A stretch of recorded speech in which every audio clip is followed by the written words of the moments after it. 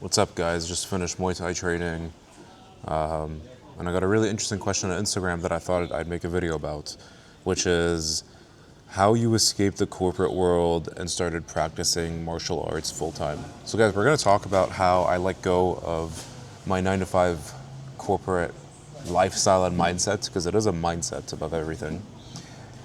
How I moved to Thailand over a year and a half ago, how I've sustained myself, how I've done 10 fights in the last year, and basically how I've done a total 180 in my life direction. Let's perhaps start at the age of 17. At the age of 17, man, I was heavily pressured into taking a very specific avenue that I didn't want, to go to university in France and then get a corporate job afterwards. Obviously, there wasn't much pressure in getting a corporate job, but it's just after having just submitted to these family pressures of going to university, pursuing a degree I didn't really want or need, and going to a place that I didn't really want to be in, and just kind of accepting, my role as a plastic bag that just gets pushed through the fucking current. The most natural thing for me to do after graduation was to get a corporate job. And it's so funny because I could see my family members that were totally miserable, even at the age of 7 or 8 years old. I could see that they fucking hated their lives and they hated their jobs. And it was so evident to me throughout the years, but it's still the avenue I ended up taking because it was what I was pressured into doing by those same exact people that were unhappy with their lives, right? Isn't that fucking ironic? At the age of 23, I believe, not quite sure how old I was in 2019. I'm 29 now, by the way, guys. And gave up my 9 to 5 lifestyle at around 26, 27, 28.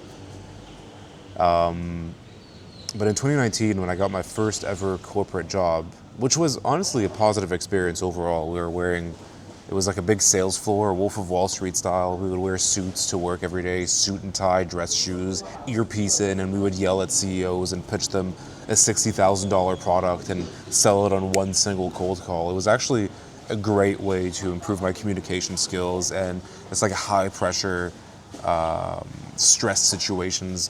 It was a very good experience, but every job I had after that just had this very mundane corporate HR culture where you have to sacrifice your individuality and sacrifice, what you truly want to say and who you truly are just so that you can fit into the group. And it was so lame, man, because the biggest turnoff, I guess, for me was when I would see some of my coworkers who were maybe like 35 years old, 36 years old, receding hairline, big belly, fat guts. They basically had men with tits. No offense. And they had like a girlfriend that would just boss them back home, and a lot of their excuses as to why they couldn't do what it is that they wanted on the weekends is that, oh no, they had to be with their girlfriend and their girlfriend would get upset if they did this or that. And so they would just resort to drinking and smoking weed and God knows what, just complacency, right? And I would see these people, sure, they were making maybe $100K a month, which is peanuts in the grand scheme of things. And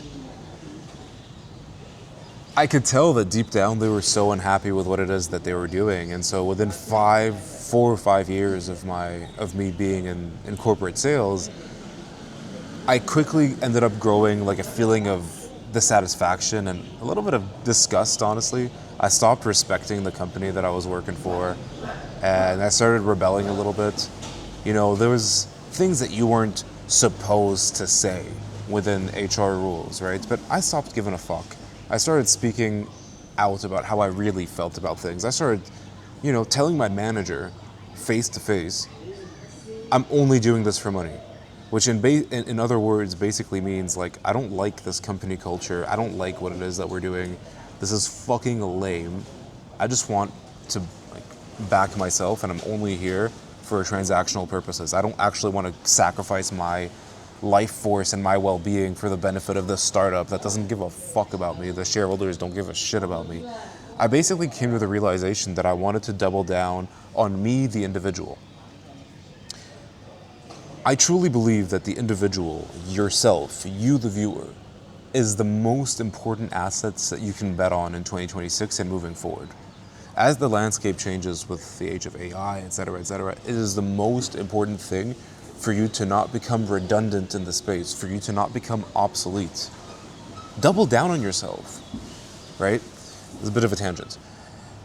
And so, because I was very vocal about my dissatisfaction to my managers and to HR and to company and corporate culture, they ended up firing me. Actually, they did a bunch of rounds of layoffs, and on like the third round, I made the list.